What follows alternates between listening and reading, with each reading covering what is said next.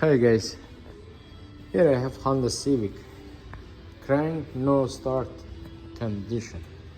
So the problem with this car is you can crank it and so on, but there is no spark or any injector pulse. So I did check it, there is no RPM. So I was just following the steps. So there is no RPM, there is no pulse, but at the same time I do have signal when I'm physically checking, like separately, just checking the wire.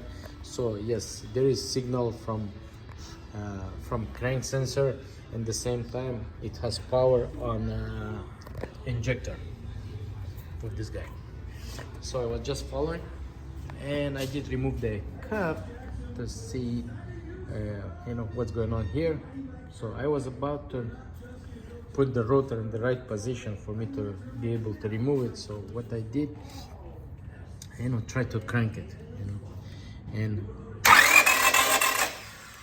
this guy is not moving. So what's happening here? Look at here.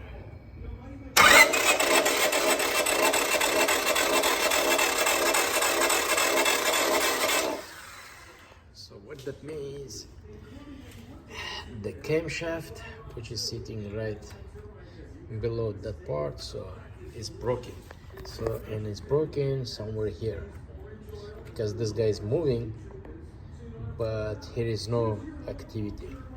So yeah, basically what I'm saying, crank but no start. So here's the problem, the camshaft itself, the cam valve.